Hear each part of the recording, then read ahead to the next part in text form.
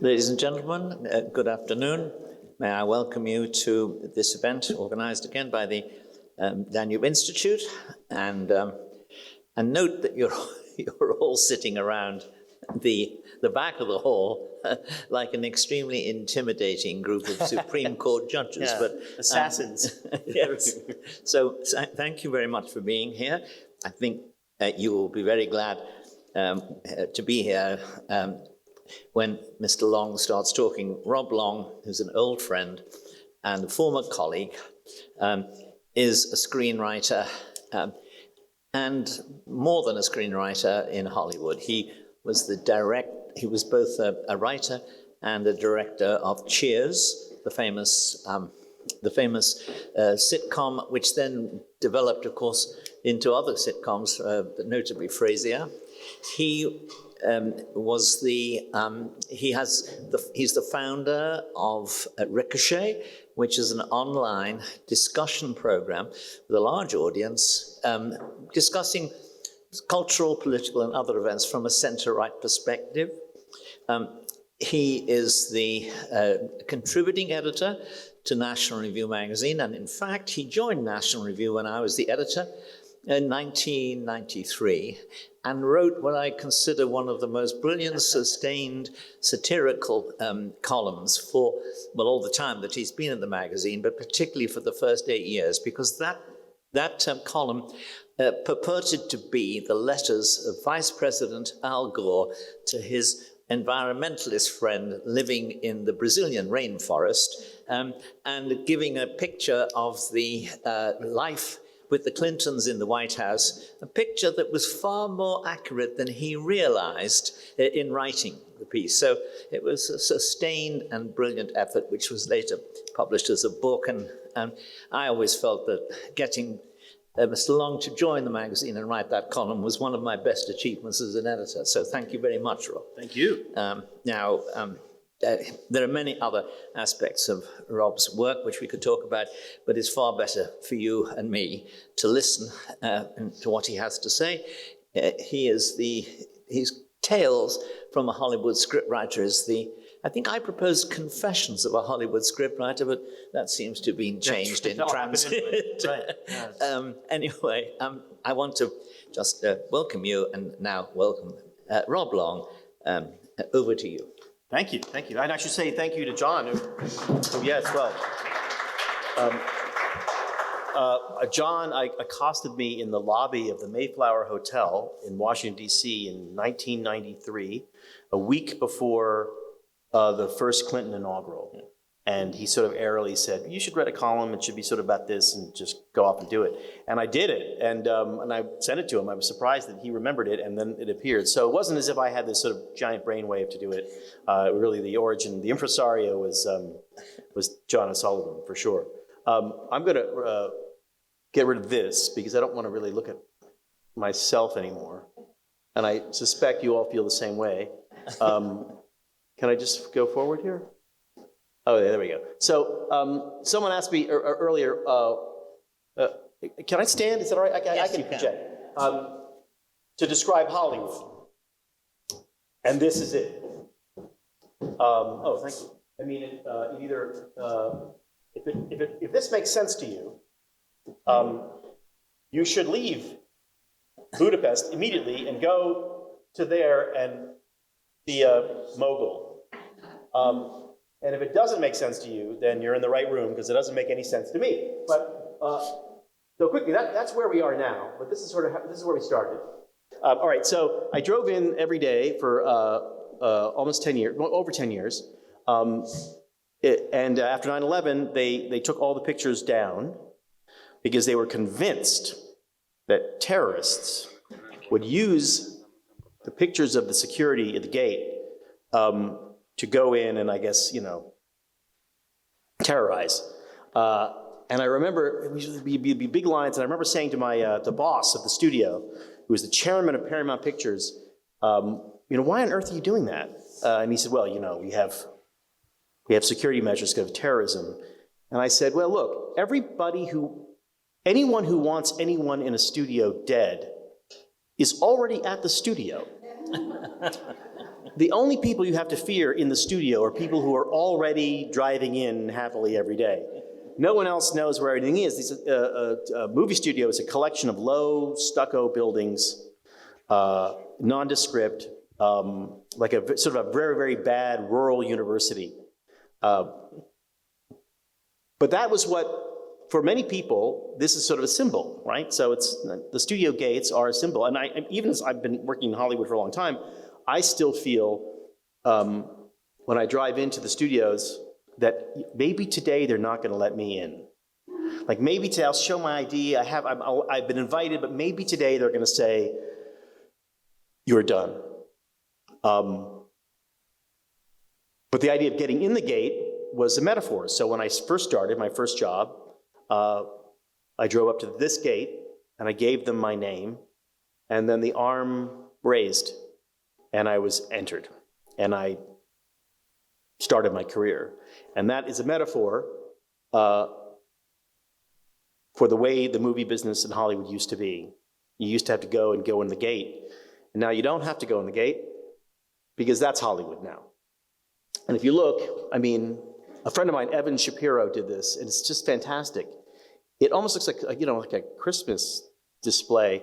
But so there's Alphabet, and that's Google. And that includes YouTube and Chrome and Chromecast and Android, the phones. We'll be looking at film clips today, and they've all come from YouTube. Then there's Microsoft. And Microsoft, of course, has games, and they also have content. And Apple over there is Apple TV and music and headphones and, of course, the phone. Melissa asked you, as we sat down, to turn off your phone. And I usually say when I start these things that people should turn their phones on. Because it doesn't, we're used to this distraction. It's part of our lives now. And it is, in fact, where most of the things that Hollywood now makes, and I'm using Hollywood in terms of the media entertainment technology universe, most of the things that these companies produce, and there's trillions and trillions of dollars of value up here, most of those things are watched here, or watched here, or watched here. If you're old, like me, you remember that you would just set the channel and you'd go walk 10 feet away and sit on your sofa and watch something. And you kind of didn't really want to get up again to turn the channel. So eventually they invented these, and then eventually they invented these. And so you can thread your way through there if you want, and look for your favorite thing. I mean, it's remarkable how small Netflix and Disney are to Facebook or Apple or Amazon. And I guess if you produce television and movies, this is a very, very cheerful map, because all those people may want to buy what you're selling. If you're a consumer, if you're a viewer, this is just madness. You can never find what you're looking for. You have to Google it to find out whether I regularly Google things to find out that they're on Apple TV, or they're on Amazon, or there's Facebook Live, or maybe they're on Netflix, or any of these other pay or streaming services. That is a completely inefficient way to run a business, but that is where we are right now. And here's how we got there. So we'll go back. Movie business, we all know. I'll make two apologies before we start. One is all the movies that we're going to watch some clips. The reason we're watching those movies is because I love them. And I'm going to tell you the ending. Because they're old, and if you haven't seen them, shame on you. And the second thing I'm going to say is that I found them all on YouTube, because there's a complicated series of licensing for movies. As you know, we sort of discovered that up there, and this is why. In the old days, movies were sold by salesmen. You would drive around, a salesman from the studios would drive around to towns in the United States and book movies at movie theaters. It was an all-cash business. It was incredibly corrupt. And the studios knew that. They're supposed to split the gate, they say, 50-50. But they knew the theater owners would keep more than their half. So in the early days, they would send in Pinkertons, detectives, And a Pinkerton would go for the 7 o'clock show, and we'd go and buy a ticket at 6:15. And all the tickets are numbered. And then he would buy a ticket for the 7 o'clock show at 7:15. And he'd compare the numbers. That's how many tickets were sold for that. And he'd compare that number to the number that the theater reported. And it was always different in the theater's favor. And so sometimes the studios would complain, and sometimes they would just figure, well, 15, 20% graft, that's what you have to live with. But that was how it started. And people would go to the movies every night, and then the movie business collapsed in 1960. Absolutely collapsed. Paramount, I sort of wrote this, Paramount Studios released, I had this is an insane number. It released, I think it was like almost 10 movies a week, A movies and B movies. 100 million people in the 1930s and 40s went to the movies every single week. By 1960, Paramount Studios released 12 movies. And no one knew what had happened. But they blamed television, which people always blame for everything. If there's ever something that they don't understand why some bad thing happened, they blame television. People were hating television before it was even invented. But they blamed television until somebody pointed out that the problem wasn't television, that people were staying home and watching TV and not going to the movies. The problem is that the movie theaters were still in downtown cities. The old movie palaces from the 20s and 30s and 40s that were downtown, you've seen all those pictures, they were still there, but in 1946, 1947, in the 50s, huge parts of the American population had moved to the suburbs, where there were no theaters. So to go to the movies, if you lived in the suburbs, meant you had to drive into town, which was sort of scary, and you had to park, and you had to go downtown to a part of town that now wasn't as glamorous as it was 20 years before. And well, why bother when you can just sit at home and watch television? It wasn't an active choice, it was a passive choice. So the solution, which was not a solution, but something happened, well, two people sort of made it happen in New England, really, was to open movie theaters in the suburbs. At that point, it's about 1968, 1969, 1970, movie attendance went way up. And the first half of the decade of the 1970s was a golden era for Hollywood blockbusters. You had Jaws, you had Star Wars, you had just big movies like that, out of the blue. And that is because of the most important thing, which is that you move the screens to the people. Don't ask the people to come to the screens. They won't. People work hard. They work during the day, and they have the kids, and it's also nonsense. And then they do not want any more trouble in their lives. They want it to be simple. So now we have the screens in the suburbs, and then pretty soon we had the screens, big screens in the home, and then we have the screens on a computer, and now we have the screens in our pocket. And you can't get closer. You can't have a screen closer to yourself than the screen that you have in your pocket. And that has given rise to all of this. And this is the universe that we all live in. Some version of this applies to the global media marketplace. And that is remarkable. I mean, I've been doing it for 30 years, and when I started in television as a writer and producer, it never occurred to me that the #1 TV show in America, which is what it was last month, was a Netflix broadcast of a South Korean show called Squid Game. Have you seen Squid Game? Okay, one. Who's heard of Squid Game? Now, this is this obscure it's not obscure, it's this popular South Korean show. It's about some dire dystopian view of South Korea and people who are indebted, and they go and they play a game, and if you win the game, your debts are forgiven, and if you lose the game, you die. It's incredibly dark, but it's also insanely popular, and it's insanely popular in a country like the United States, which up until 5 years ago, I would have bet my career would only watch shows in English with recognizable American stars, with a storyline that they could directly relate to. And now, I mean, this has brought two things. It's brought sort of the world to the United States, to Hollywood, and it has brought this to the world. So popular shows now are in South Korean, their popular shows are in French, popular shows are from, there are Americans who are desperate to watch the latest episode of The Great British Bake Off, it's a good show, but it was unfathomable a few years ago. This is all sort of good news, right? I have a friend, I was in Madrid last week, and I have an old friend, and he's sort of a fancy Spanish aristocrat.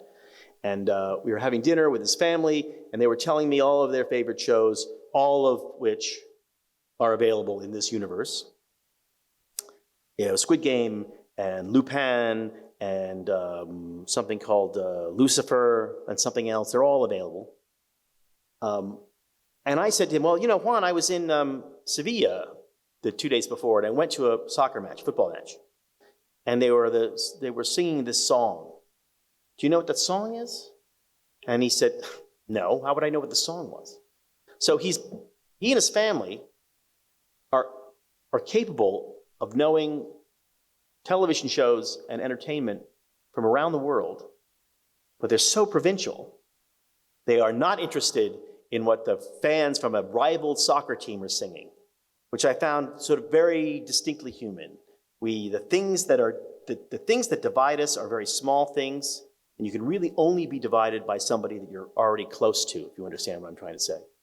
And that has held true, I think, for the beginning, middle, and I suspect now what we could call the end of Hollywood, where it is a vast distributed universe that's global and tiny and fits in your pocket. So now let's talk a little bit about some movies. We'll talk about a bunch of movies here that, as I say, these are my favorite movies. So I was going to look at them anyway, and now you're going to have to look at them with me. But what I want to talk about is how these movies were shaped by the culture that gave birth to them, what they meant when they were released, what they meant to the people who watched them, and in many ways, what they mean to us now. And interestingly, they all kind of are around wartime, post-wartime, or before wartime. That seemed to be a time when you're telling stories where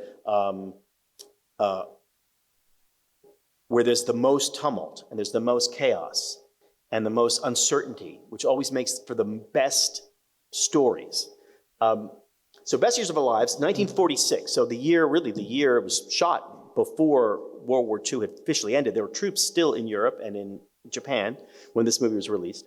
And it's a simple story. It's three men on their way home from war, and they share a taxi to their respective homes. And there's three guys, and there's Frederick March in the middle. And Frederick March is the rich guy. He went to war, signed up. He's a banker, and signed up. But he's a little old and out of shape, so he was just enlisted man. He was not an officer. He went down a class in the army. And then Dana Andrews was kind of a rough kid, tough kid from the other side of the tracks. Literally, the English phrase, other side of the tracks, meaning sort of the bad neighborhood. And he goes, and he's an officer and a pilot. He sort of outranks them. And then there's a third, who you'll meet, who was not an actor. He was an actual a war veteran who had been in a aircraft carrier attack and had his hands blown off, and he had hooks, has hooks. And he was not an actor. He won an Oscar for that role, which is something that happens a lot when you win an Oscar for a role where you're really not acting. You're just being yourself. And he's the guy, the middle-class guy. He's the guy in the middle-class house with a mom and a dad and a family, and he's in love with a girl next door, and he's coming back from war with his two new friends, Frederick March and Dana Andrews. It's probably, I think, the greatest American movie. And this is a very powerful scene. We can show that scene now. But the way it talks, the way it wordlessly tells the story of a warrior coming home and seeing his family again. It's Homer!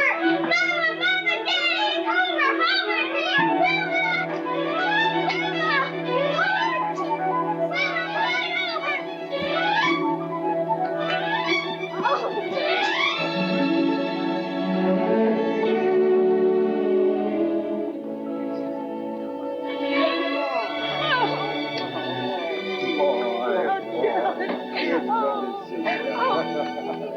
Homer! There's the girl next door.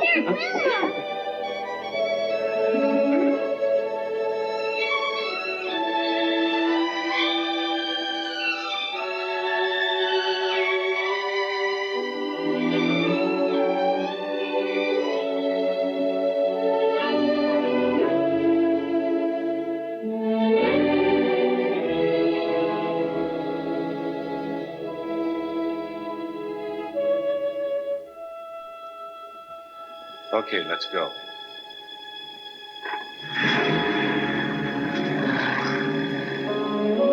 And he waves.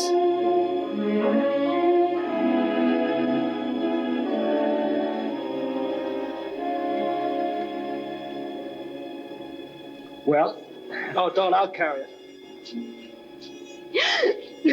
What's the matter, Ma? It's nothing. It's just that your ma's so glad to see you home. Yeah, I know.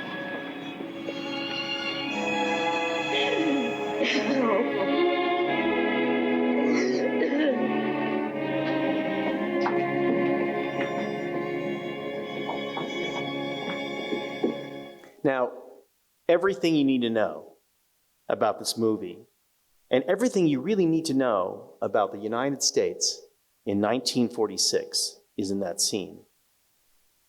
Now, they didn't know when they shot the movie how it was all going to turn out. They didn't know what America was going to be like in 1950 or 1955. They didn't know what it was going to be like in American society when you had this enormous million-man army from all walks of life coming together and then coming home. They had no idea that you could really trace most of modern American culture right to that moment when someone comes home from war, 3 men, different classes, different amounts of money, different successes, different expectations, and they come home.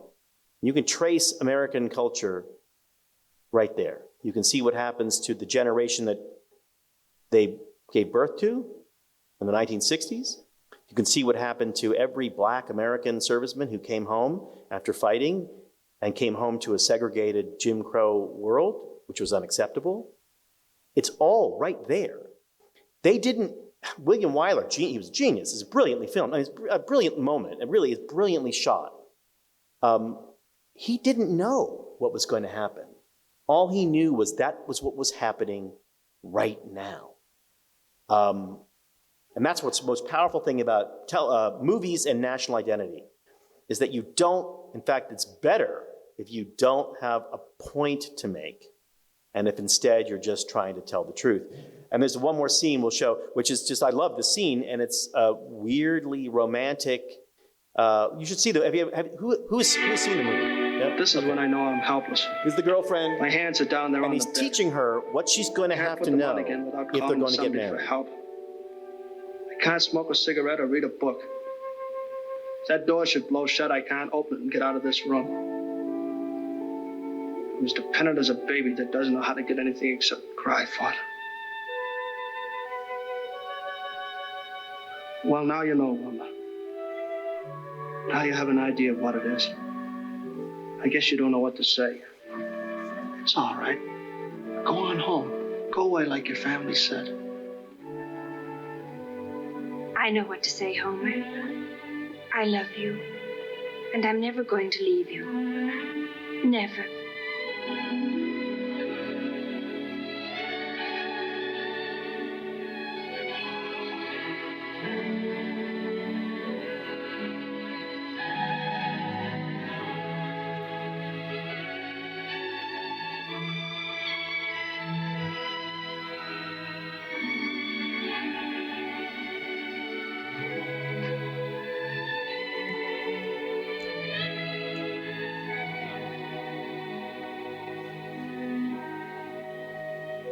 You mean you didn't mind? Of course not. I told you I loved you.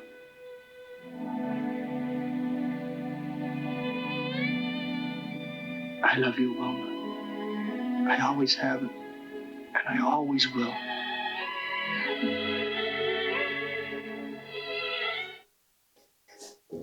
I mean, they're in his bedroom. I mean, there's nothing, all the protocol's gone out. It's just all about coming home and the best years of our lives. If you haven't seen the movie, it's so great. Melissa, you're crying. It's a great, great picture, but it has been repeated over and over again. And it was repeated 3 months ago, as the American forces left ignominiously, shamefully, Afghanistan. This is a universal story of people coming home from war. And this is the 1946 inflection of it. And it's tempting to think of it as terms of one person's vision. I know it's the French attitude, which is the cahier du cinéma, like the auteur theory. But movies are this gigantic enterprise, not just of people working on the picture, but the people who got it to the point where it's going to get made. I mean, the hardest thing we do in show business is just start. In fact, sometimes people start and they don't know how to finish. Do you see the first Bourne Identity movie? Just pretty good movie, right? It's pretty exciting, pretty good movie. It was a gigantic, chaotic mess because they had to start it. Because of people's schedules and because of the money and because of all the sets. They had to start it before they really knew what was going to happen in it. So they ended up shooting, I think, what is effectively a 7-hour movie. And they had to call in a few great editors and one great producer to cut it into the movie that you saw, the movie that was so gigantically successful. And that just gives you an idea. I used to write this down because I used to love it. Every single thing you see in Hollywood, every single picture, every single television show is you can look at it as a blizzard of contracts between people. Employment contracts and handshakes and agreements, and there's lawyers and there's agents. And everyone has an agreement and a deal, and that agreement and that deal gets you just to start. And so I'm not sure that the best years of our lives reflects one person's vision or two people's vision. It tends to be this sort of magic mix. And when it's genius, you get something like this, or some of the other movies are all about it. When it's disaster, you get a thing that happened recently in New Mexico with Alec Baldwin on his shoot, where someone got killed. Because they had a live round in a gun that shouldn't have had a live round in it. Because all they needed to do was start the movie, because they had the money and they had the schedule and they had the set and they had to start. And they started before they were prepared. And sometimes disaster strikes. But that is actually how we get movies like this, which seem to reflect organically the world they're in and even now. And seems to be something really super American about that movie. Even the house he's in, and in his bedroom, I don't know if you noticed, there's a gun and a bayonet on the wall in the back. I'm sure that'll be canceled. There'll be some woke, cancellation of, oh my God, gun nuts. But there's something truly patriotic about this movie, although it's not jingoistic and it's not really happy. It's very sad. Although it's a Hollywood movie. So, spoiler alert, happy ending. The last scene in this movie Anyone want to guess who hasn't seen it, what the last scene is? Yes, of course, it's a wedding. You have to have a wedding. That's how you know it's the end of the movie. Another great movie that's sort of, we could hide a low here. Children of Paradise, directed by Marcel Carné, for between 43 and 45, because it was during the occupation and they only had so much money. And it is, I think, the most French thing you can imagine.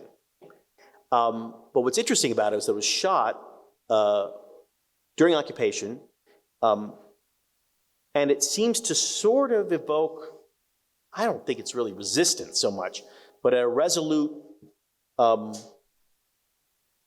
national identity, which is in the clip here. It's like everything you need about France is in this movie. Three guys love one woman, and she's mysterious. She goes with the wrong guy for dumb reasons. The two other guys love her, and they hate each other because of her. One guy, the mime, ends up marrying a woman who loves him, but he does not love her, and she knows it. And it's a very French way of describing. I know you don't. It's very. It's like almost like you. It's like having a croissant and bread. It's all France in one. And the way she falls in love with him, or the way he falls in love with her, is he saves her, which is a very classic Hollywood way to fall in love with somebody. Is you save them from trouble. So we'll roll that clip right now.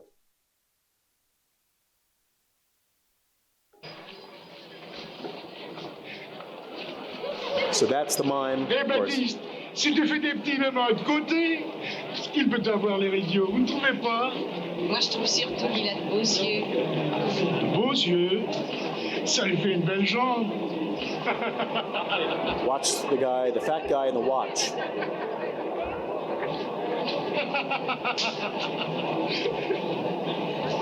Oh, ma montre. On m'a volé ma montre en or. Mais c'est elle? Sûrement oui, c'est vous, j'en suis certain. Un voleur!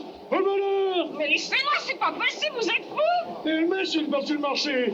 Un voleur! Police! Sergent de ville! Quelqu'un! Qu'est-ce qu'il y a? Qu'est-ce qui se passe? Il paraît que monsieur avait une montre en or, maintenant il n'en a plus, il dit que c'est de ma faute. Pourquoi? Mystère. Mystère, oui. Et naturellement, vous êtes innocente. Comme l'agneau. Et vous, monsieur, vous êtes certain de ce que vous avancez? Sûr et certain? Arrêtez-la! Mais puisque je vous dis que ce n'est pas moi! Oh, dis ça! Est-ce qu'il y a des témoins? Moi, je suis témoin. Qu'est-ce que vous avez vu? Tout. J'ai tout vu.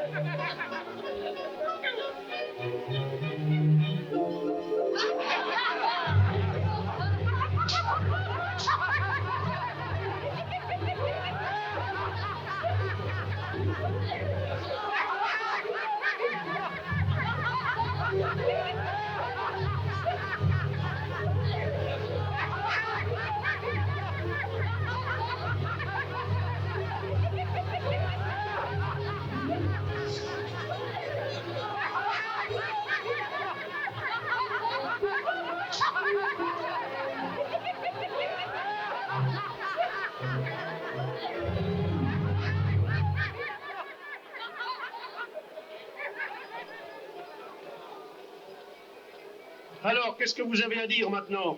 Mais rien, je ne dis plus rien. Excusez-moi, tout le monde peut faire une erreur. Une erreur peut-être, mais pas une erreur judiciaire. Alors je peux m'en aller? Ben oui, vous êtes libre. Tant mieux, parce que moi j'adore ça, la liberté.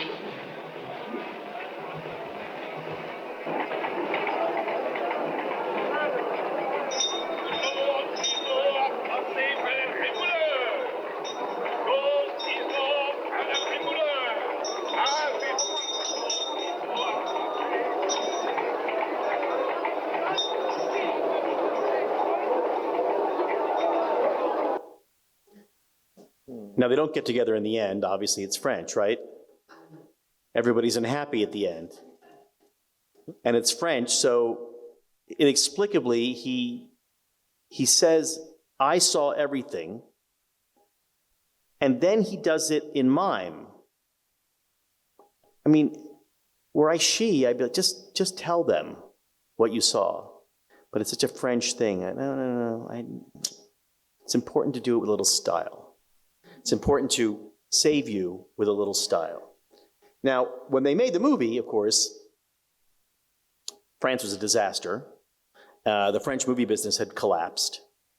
They had no idea that really the next 40 years of French cinema would be essentially policier, the best crime romance movies sometimes ever made. Really some great, great movies. No idea. They consciously said, I don't know if they consciously, but they said it in a French past that was dead and gone. But somehow it managed to sort of create an idea of what, for the world, of what French movies were, what the French culture was going to be. And this is before they really knew how the war was going to end. And I think that's one of the most interesting things about all these movies we're going to see. I'll get this back. Is that the people making the movies didn't know how the cultural or historical story was going to end. They were just talking about what was happening now. And somehow this manages, to me anyway, I've shown this to a lot of people, and it's very polarizing. Some people absolutely love it, and some people really, really hate it. But if you haven't seen it, give it a shot, because it really does capture French culture in a very specific way. And I think in many ways,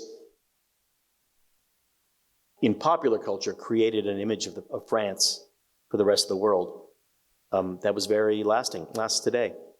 But if you saw a still of that movie, you would know it's French. This is another wonderful movie, and I'll show you two scenes from it. It's dark. It's a dark Italian realistic movie right after the war. It says 48, but I think actually it was one of those things that they started in 46.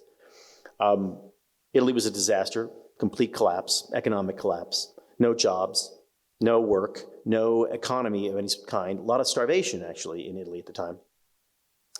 And Vittorio De Sica makes this movie, and it does somehow create or set up what will be the rest of Italian cinema for the next 40 years. It's super sloppy. Like if you watch it, I mean, from people from Hollywood, from the United States part of Hollywood, it's just these production values that we just can't stand. Like the dubbing is all terrible, and the camera sometimes moves and zooms and does stuff, and we're just like, what earth is going on these Italian directors? It's such a mess. But somehow it managed to capture the feeling of being in Italy in 1948, and also the feeling, I think, of being Italian. So why don't we show that first clip?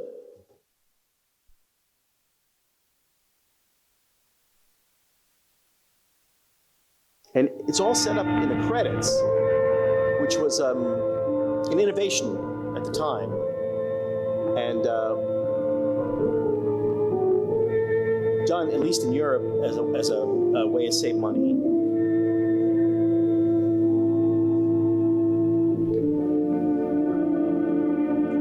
This is all 35 millimeter film. It's expensive.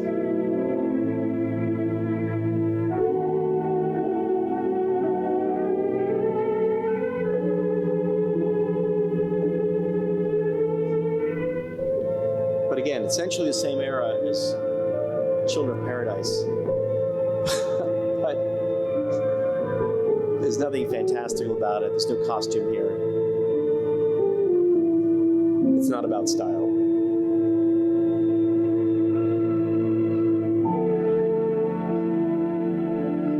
And every single viewer, Italian viewer of this movie, knew what that scene was. It's people lining up for work and then being turned away because there's no work.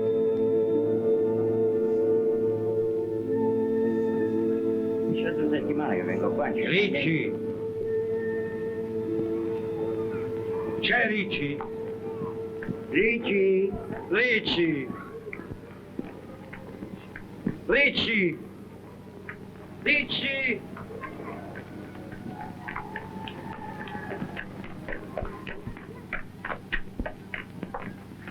Andiamo de nonno, ma che sei sordo, andiamo.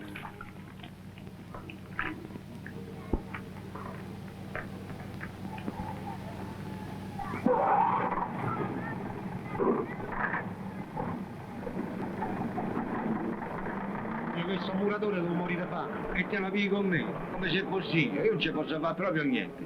Un po' di pazienza e vedremo di sistemarvi tutti quanti. Io sto qua per questo. Vedremo un po' quello che si può fare. A Ricci, è il posto, è il posto. A Tacchino. Stai da presentare al centro affissioni.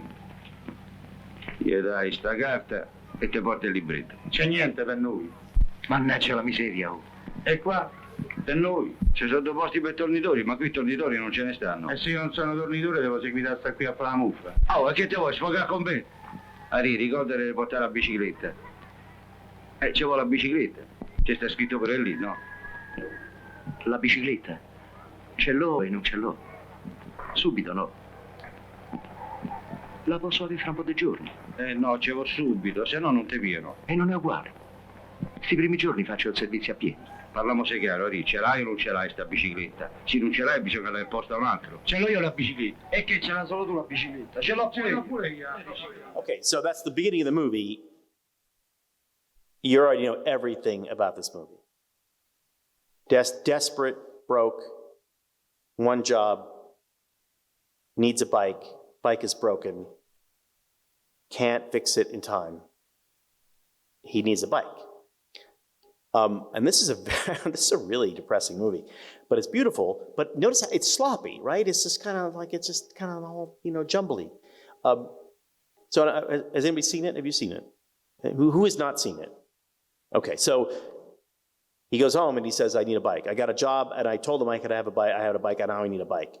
And his wife says, okay, well, we're going to sell my dowry linens that I got from my parents for our wedding.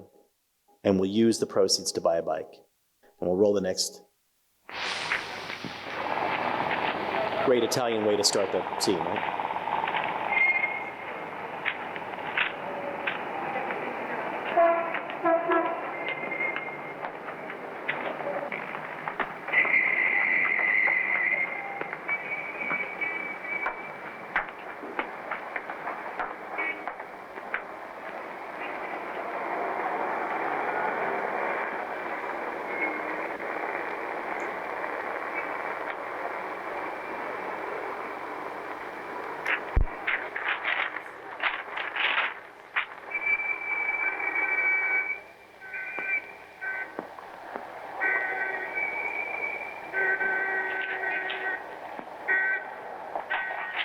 Al ladro! Al ladro!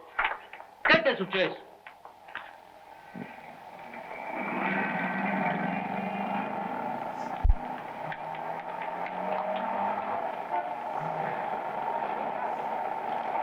Monta, monta! Vai a pezzo, corri! Corri, dai! Corri!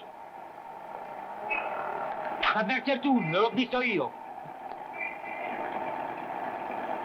Corri!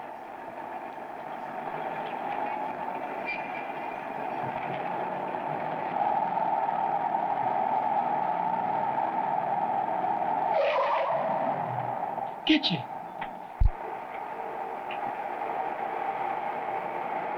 Beh, deve essere sbagliato, eppure ero proprio convinto che avesse preso da sta parte. Vabbè, mo ricordi domani. Che io fa.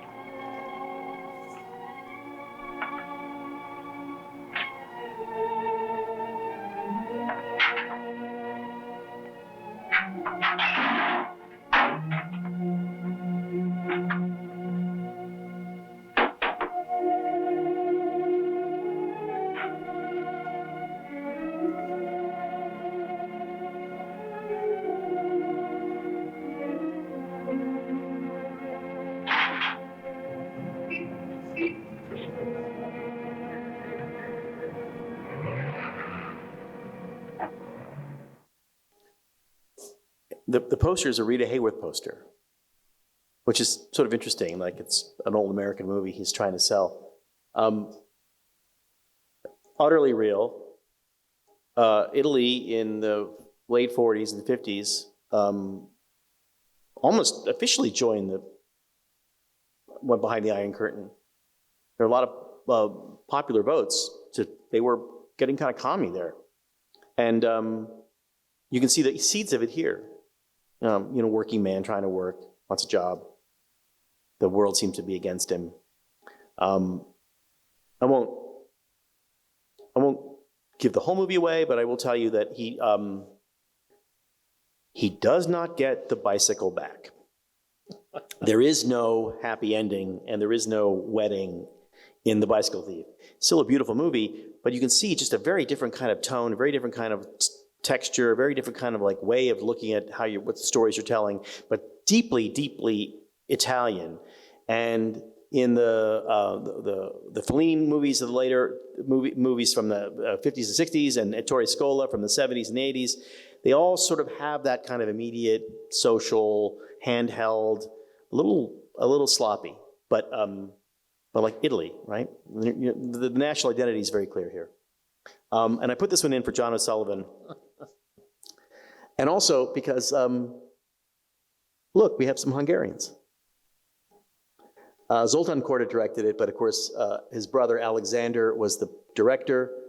Miklos Rocha, it took at least three Hungarians to make a movie that's so English. But now I think we're starting to talk about identity in terms of not just identity, organic identity, but also a little bit of propaganda. Propaganda is probably the wrong word. They did a study recently of propaganda, a psychological study, and they found that people do not believe, as a rule, propaganda. Propaganda's power is not that it makes you believe something that you did not believe. Propaganda works because you're convinced that your neighbor believes it. I don't believe what the government tells me, but I know my stupid neighbor does. And so the power of propaganda is just simply to remind you that the state is very powerful and has convinced your neighbors to believe something that isn't true. It's a subtle difference, but I think it's more human. We tend not to be convinced of things, but we tend to be, except for one thing, which is that our neighbors and our friends are stupid, and they will believe anything. Four Feathers is that's a funny movie. Three guys in late 19th century England are military cadets, and they're going to sign up to go and join Lord Kitchener's army to avenge Chinese Gordon's death in the Sudan against the Mahdi. It's a very strange point of honor. There's a lot of old English guys drinking port and saying, to Crimea, and, just like using things on the table to reconstruct battles. A lot of old men talking about bravery and courage. And you almost believe that it's a parody, especially if you're a modern person watching this. But the lead character, at the very last minute, refuses to go with his friends. He makes what he says is, I want to stay and take care of my family estate. And in the modern subtext we read it as he's saying, why should I go anyway to die in the Sudan to avenge a failure of a previous generation? It was about 13, 16 years before. The only problem for him is that his fiancée is a lot unlike the next door neighbor in The Best Years of Our Lives. She's not quite as forgiving, so we should play that clip.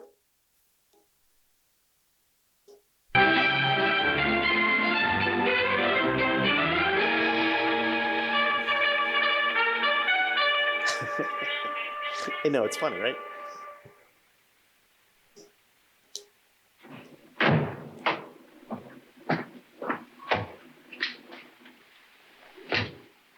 Feversham? See what he wants, Fever. He wants to see you privately, sir. Oh, very well.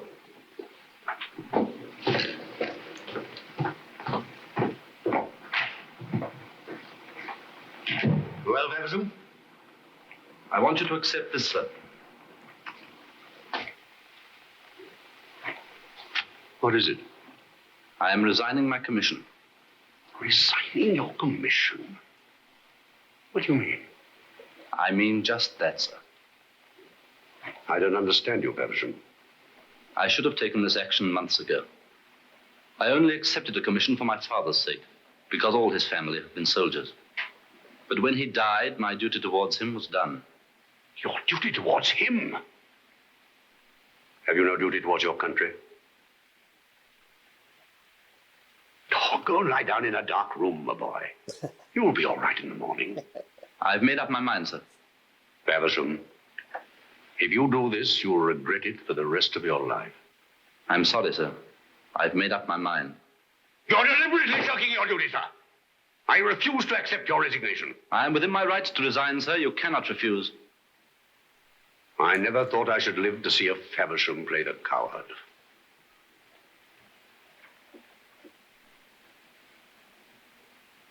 May I go, sir? Yes. Go.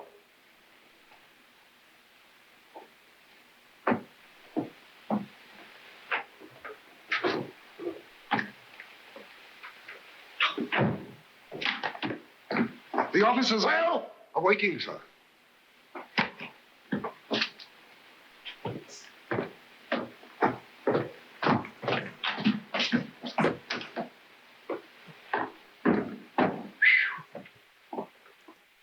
So it's a little bit funny, right? And that line, go and sit in a dark room and you'll feel better. The most English thing you can think of. I mean, in the same way that the mime in 19th century Paris and the hardworking poster hanger is of their place. Go and sit in a dark room was just that. It's like it, and the movie has the sensibility that there is something funny happening here. That these are absurdities a little bit, and you can see by the ending there. But when he tells his fiancée what he's decided to do, then she has a very different response. And the movie stops being a comedy and starts being an adventure. Play that one. Harry! What's happened? Peter left last night. Father went with him to see you all off. They've cancelled it. You're not going after all? They've gone. The regiment sailed this morning. But I haven't gone with them. I don't understand. We've discussed it so often. The futility of this idiotic Egyptian adventure. The madness of it all. The the ghastly waste of time that we can never have again. What have you done, Harry? I've resigned my commission. I should have done it sooner, long ago. It's released me from the life of an imposter. That's all a man is when he fails to be true to the things he believes in. I believe in our happiness. I believe in the work to be done here to save an estate that's near to ruin. To save all those people who've been neglected by my family because they preferred glory in India, glory in China, glory in Africa. Excuse me, miss. This package has just arrived for Mr. Faversham, addressed in your care and marked urgent, miss. Thank you.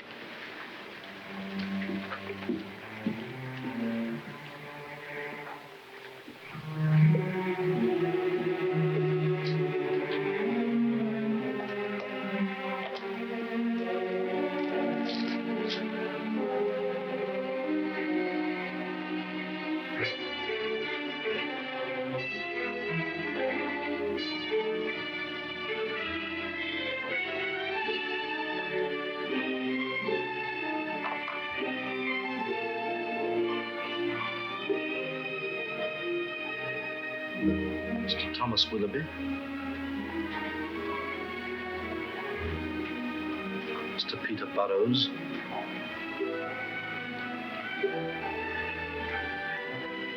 Captain John Durrance. If you're not familiar with weird British customs, those are the feathers of cowardice that his friends have sent him because he's a coward and has not gone to the Sudan to avenge Chinese Gordon's death at the hand of the Mahdi. Well, they had a fine send-off, hadn't they? I went aboard and had lunch with them before they sailed. Peter has a cabin with John Durrance and Willoughby. I'm glad the three boys are going to be together. Father... Yes, it was a wonderful sight. The vessel steaming out into the channel and all those men cheering and... May I speak to you a moment, sir?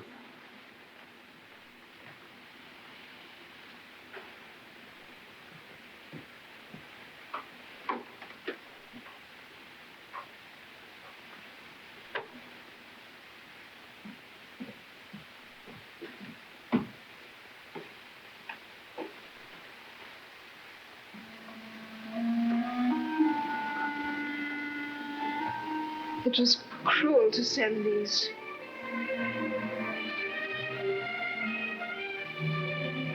Cruel but just.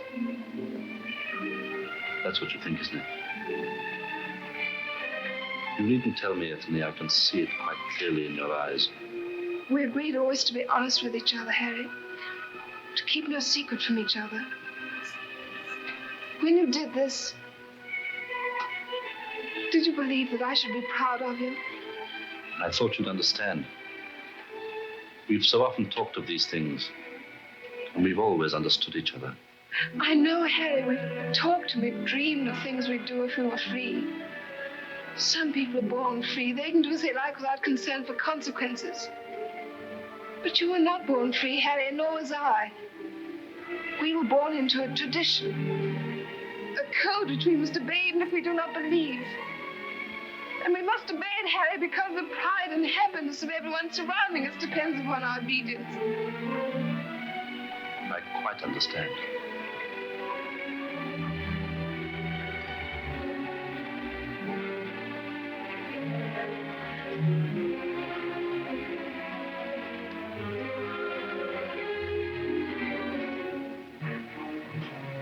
There should be 4 feathers here.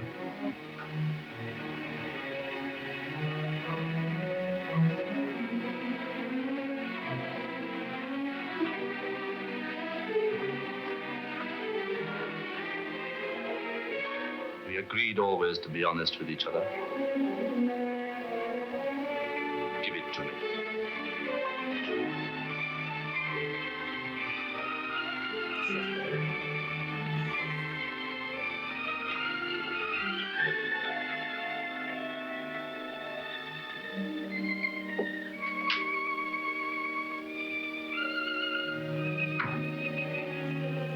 Well, he goes and ends up going to the Sudan in disguise, and he saves all of his friends. And he's forgiven, and he comes home, and they get married, of course, because it's a happy ending. But it's weird, right? It's so weird. It's so English. There's no facial expression. I don't know why I'm looking at you like I'm accusing you, but they don't look angry. They don't look like they're in love. They don't look like anything. They just look like robots. And she says, "We are not free." And Garance, played by Arletty, the French actress in Children of Paradise, says, "I like my liberty." And poor Homer in Best Years of Our Lives is there without his hands and says, "I am trapped." And of course, when he loses his bicycle, paper hanger is undone. There is something incredibly English about this movie. And it comes in 39, so it's probably shot around 37, 38. And it's hard to take it away from its time, right? I mean, it was not designed, but it sprung out organically from a feeling that there was another giant war on the way, a war that was going to be bigger than the first war that was still a recent memory, and that they were going to have to explain to a lot of men why they needed to go back to war. And what's interesting about this movie is that all of the arguments are given a fair shake. He makes sense. If you watch this movie, it's contemporary, certainly contemporary American, you think, well, he's kind of right. Like, what do you mean? He's not free to go and fight an absurd war. He should stay home and take care of his estates and his employees and do what's right for them. But that is not the prevailing British culture, which was to go seek seek glory, etc., in the colonies. And I think we know what unpleasantness happened out there. So now we're sort of in the realm of propaganda. So now I'm going to wrap it up. I want to show you one movie, which I don't know if probably people haven't seen. It's called Ip Man. And it's a martial arts movie from China. And it was produced and paid for by the Chinese in Beijing. But it's set in Fushan during the Japanese occupation. It's a story about a guy named Ip Man. IP in transliterative Cantonese, YP was his name. It's a movie in Cantonese. Ip Man was a real guy. It was a martial arts teacher who ended up in Hong Kong and was Bruce Lee's martial arts master. And this is 2008, 2007, probably shot in 2007, when the Chinese sort of movie industry, which is heavily controlled by the government, decided to make a movie and to knit together things that had never been knit together before. So Hong Kong martial arts movies, Cantonese, non-Chinese national heroes, arrayed against a common enemy, the Japanese invaders and occupiers. So we're looking at a country and a film industry in China that was absolutely explicitly trying to create a myth that was partially true, using the film language of its distant cousins in Hong Kong. Let's play that one. We're going to see the very end. It's about 5 minutes. And if you haven't seen it, it's got a great. What happens at the Japanese have occupied Fushan. Ip Man has been a thorn in their side. The fight scene before this, he sort of takes down 12 Japanese martial arts masters, and now the leader, the kind of commanding chief of the Japanese forces, challenges him to sort of a man-on-man duel. And the security head, the Japanese security head, he's the one with the gun. And the scene right before this, he says to Ip Man, "You will let my commander win, or I will kill you." So it has all these, it stirs up all these feelings for an audience that remembers, or it remembers being told stories about the Japanese occupation. And it knits together the country in a way that culturally you can do in movies. Let's play that one. There is no evidence that there was a fight in Fushan that Ip Man fought. There is no evidence that there was that martial arts battle. But he was a real person, and he really did go to Hong Kong. And if you're the Chinese national film business, you can see why they'd want to knit those things together. Came out in 2008. Now, we didn't know, and they didn't know, that they were going to need to imprison dissidents in Hong Kong a few years later. They were going to need to shut down newspapers a few years later. They were going to need to put prominent Hong Kong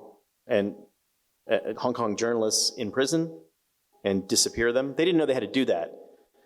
And I'm not saying the people who made this movie were part of that machine, but it is part of the Chinese national character to unify the disparate islands, Chinese-speaking, Mandarin and Cantonese-speaking islands under one government of Beijing. And if you want to know something about the Chinese government and Chinese society and what it wants to do, Ip Man is a good place to start. It's not quite the same as Four Feathers. It's not quite the same as Children of Paradise, but it comes from the same place.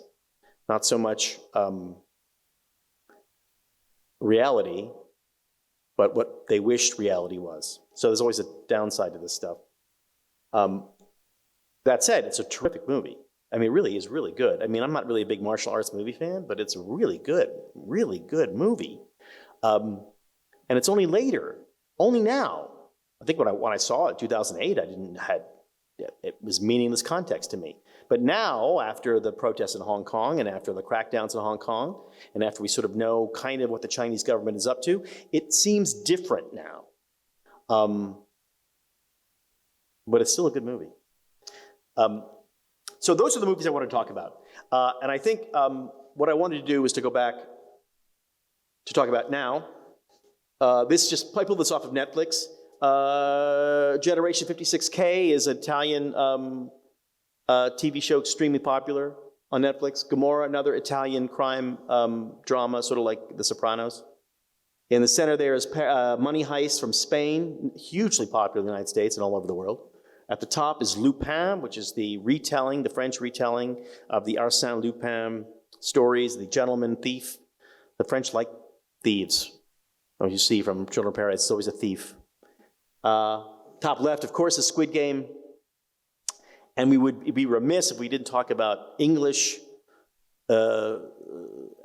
aristocracy, and that's The Crown. So things aren't really changing. Things don't change. Not in Hollywood and not in the stories we tell. They're always the same. Just the universe is different. And I guess I would say this, just to sum up this universe, is that if you're a consumer and you want to watch, you have to work a little harder to find something great. If you make stuff, like I do, there's all these different avenues to get your work done. The people that we saw who made the movies worked very, very hard just to get them started. We've not only moved the screens to your pocket, we've also moved the studio into your pocket. Anybody here who wants to make a movie, pretty good looking movie too, can make one with this. Well, you probably need more than one, but this is pretty good pictures. And once you make it, there's a million ways for you to get it in front of the world. And so what I'd say is, to sum up, it's like the best movies we just saw weren't, I think, orchestrated. They were organic. They weren't begun to sum up some kind of national identity or national goals. They just seemed to organically display them. And that's because they're very specific. We can see in one frame, we know those are English people. Those are Italians. Those are French. Those are Americans. Those are Chinese. We can see it in a moment. And if the temptation when you look at a universe like that is to try to appeal to this broad globe.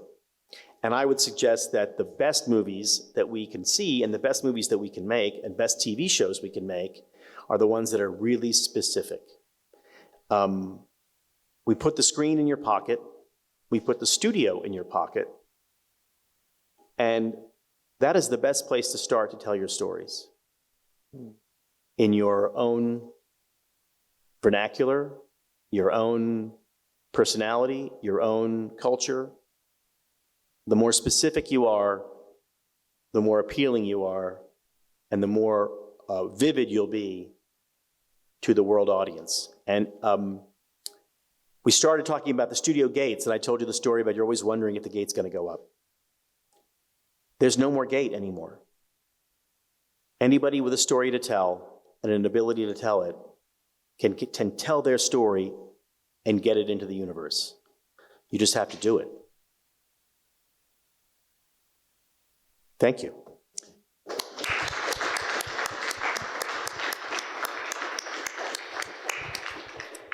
Well, Rob, perhaps I was ill-advised to stress too much in my introduction to you about your wonderful work as a writer of television comedies, because I thought that your presentation tonight was about a great deal more than that. It went really quite into some depth while never ceasing to be extremely gripping, spellbindingly entertaining too. So first of all, thank you very much. Thank you for having me.